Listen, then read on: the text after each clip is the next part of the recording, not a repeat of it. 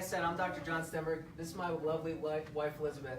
So everything we're going to talk about today is extremely applicable to our life circumstances, as you could tell. So she's 38 and a half weeks pregnant right now with a baby boy. He's our first. So we're very much in the full swing of all of these things that we're going to talk about today. So it's been a lot of fun to support her throughout her pregnancy, to see how things have gone with her as she's had regular routine care. And as we prepare to meet this little guy, we're really excited for the next season of our life. So what we're going to be talking about, or what I'm going to cover sort of as an intro level, are some of the basic concepts, right? And understanding what chiropractic is focused on, the things that we look to improve upon, and how it might apply to some of the things that you're going to be coaching your clients through. So like Dr. Kent said, we're going to start big picture, and that starts preconception, right? I think that you guys would agree that the state of mom's physiology going into pregnancy is extremely important for the way that pregnancy progresses and the relationship afterwards. So we're going to kind of talk about some basic concepts about how the body functions under normal circumstances, how things heal and sort of develop from a neurological perspective, and then from a chiropractic viewpoint, where there can be issues in that process sort of throughout. So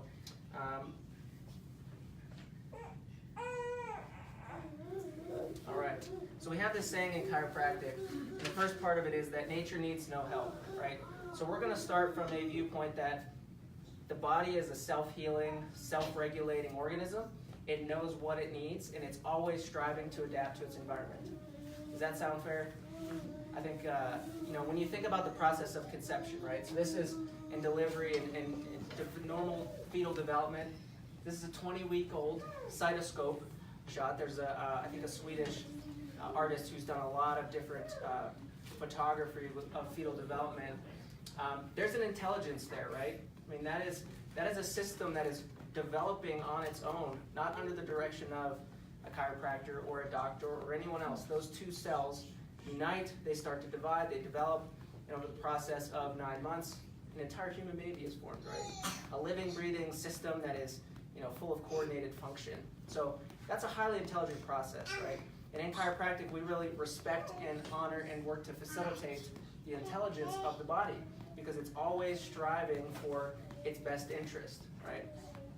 The nerve system that we'll talk about a little bit, the nerve system is sort of the medium that intelligence works in. So it's the brain, it's the spinal cord and all the nerves. It keeps everything connected, right? It's, as you guys may know from an embryological development perspective, one of the first systems that forms in the uterus, right? So after conception, you've got the development of the primitive streak and the notochord and all of these different neurological structures, and the body or the person sort of develops from that. So it's really important to understand how it functions and where discrepancies in functions can cause issues later. So chiropractic 101, we talked about how the body is intelligent and adaptable. Concept number 2, that the structure of the body and the way that it functions are inseparable. And you guys realize this from a variety of other different concepts, right? If you hit a curb with your vehicle and it goes out of alignment, at first it's not a big deal, but over time the function of the vehicle suffers, right? The brake pads wear out, it pulls to one side, your gas mileage goes down, right? So the optimal performance of the vehicle is dependent on it having its proper alignment, right? That's a pretty basic concept, and the human body is no different. So the way that energy is used in the body, the way that the muscles contract, the way that you move through space and use your vital resources is dependent on the structural stability of the body. Concept number 3, stress is not something that we can eliminate from our life, right? And stress isn't necessarily a bad thing.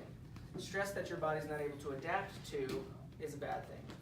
So here's a good example. So you go to the gym, you do a really good workout, you stress your muscles, right? You stress your cardiovascular system, and you achieve a higher level of fitness. So that's a situation where stress produces an adaptive response that's for your good, right? There are times where the stresses overwhelm you and start to produce harm.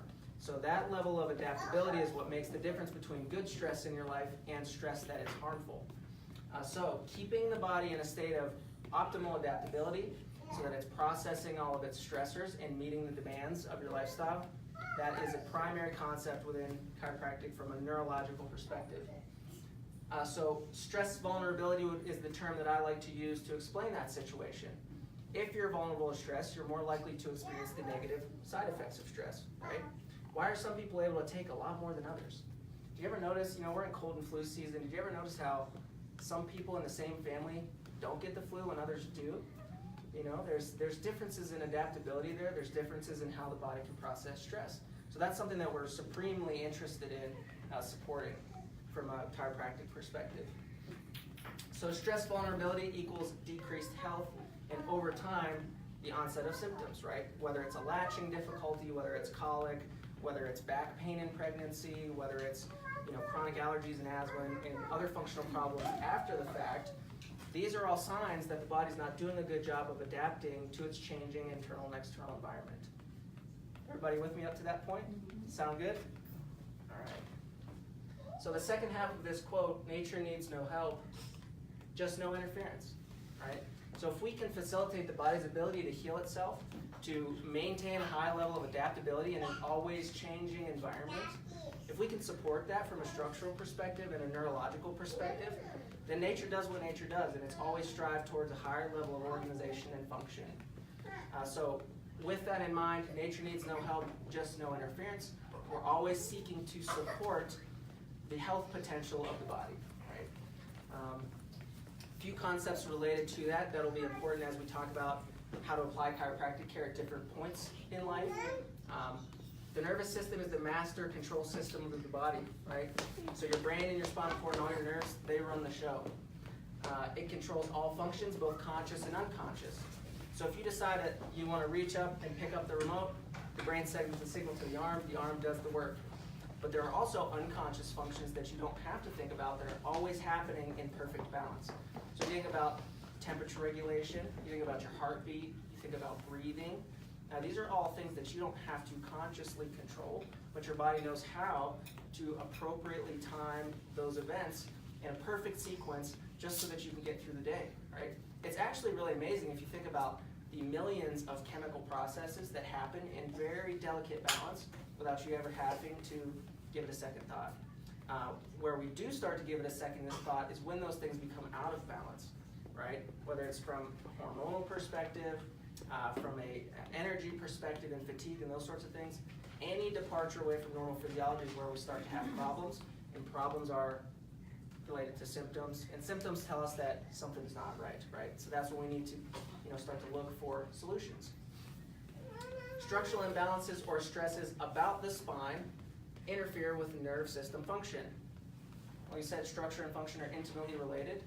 The spine is actually the center of your body, so it's kind of like your structural foundation, but it also protects and houses all the nerves, right? So the brain stem, the spinal cord, and all the nerves travel through the spine and are distributed to the body. So in that way, it's kind of like the conduit, that major pipeline that supplies your fiber optic system of your body, as it were. So just like the electricity in this body goes through pipes and conduits to put wires in certain places, that's kind of the way that the spine serves in relationship to the nerve system. So that close, intimate relationship means that structural stresses or abnormalities with the function of the spine impact the way that those nerves then work. That's where we start to run into, functional outcomes of structural stresses. Everybody with me up to that point? Cool. So what is our chiropractic objective then with all of that in mind? It's to quote Dr. Clarence Gonstead, to find it, to fix it, and to leave it alone. Right, we said that nature needs no help, but sometimes it needs a little support, and that's okay. That's why we're here, to support things from a structural perspective. So one of the things that we want to talk about is the chiropractic experience. It's a profession that has a lot of unique ways to practice, which I think is very good from a doctor perspective, right? You can express these values however you see fit, but from a public perspective, it's really hard to understand what your experience is going to be like when you go to a chiropractor, right? So one of the things we want to really give you guys some practical feedback about is what to expect in that experience, right? And how to choose the appropriate chiropractor for your situation and understand the different things to consider with that. So a couple things. Number one, why do people seek out chiropractic care? Anybody have an idea about why someone would seek out care at a chiropractor's office? Because they're in pain. Because they're in pain, right? That's a common one. I have two general categories with this. That's one of them. Anybody guess the second one? Traumatic. Trauma, we'll kind of lump that in within pain. So there's two different ways to approach it. Through the lens of a health challenge or a crisis, which is what you guys are talking about. You're experiencing the negative effects of a decrease in health. Something went wrong and you're trying to find solutions, right? On the other side of it are the health promotion types of principles. So folks that say, I want my body to just function as well as it can. I want to prevent problems. I want to delay the onset of these types of issues. I want to do everything I can to be healthy and vibrant and to really thrive. That would kind of be the other side of the coin. So health crisis or challenge, health promotion or prevention. Those would be kind of the two different ways that folks would start to seek out chiropractic care. So what does the chiropractor do? So someone in either of those camps, consults with a chiropractor. So what's the first step, essentially? Two different ways of looking at it. There's conventional chiropractic and there's neurologically based chiropractic. Conventional chiropractic does a really good job of sort of loosening up the spine and treating some of those aches and pains. The neurologically based chiropractic is more focused on doing what we said, supporting the body to function the way that it's designed to. So step one, we always consult with our patients, right? We want to start with a conversation. We need to understand what your needs are. We need to understand what your goals are, where you're trying to improve upon within your life. So we always start with a consultation, and that's, the goals are twofold: to understand your needs and values, and then to explain what we do and how we might be able to support you, figure out if this is the potential solution and the right place for you. Second step, we evaluate. We always want to make sure that we identify the problems that we're best suited to address, right? From a chiropractic perspective, we are going to identify what we call vertebral subluxation. That's a fancy word for saying those spinal stresses that are affecting the nerve system. So we're going to use testing from both a structural and functional perspective to understand, number one, if you have that problem, to characterize it for your situation and develop priorities for what's going to be the best way to go about correcting that for you. So a good chiropractor who's focused on function will do a very thorough evaluation in the beginning so that we understand all of your needs on an individual basis. And based on that information that we get in our testing, we then develop a plan. The plan to take you from point A to point B, and the strategies that are going to take you beyond point B for long-term health and wellness. So again, from a functional perspective, we want to develop priorities and make sure that you guys have the tools that you need to do the things outside of the office that we can't do for you, and to have access to good quality chiropractic care for adjustments when you need them. Right? So how does the process change for pregnant moms and kids?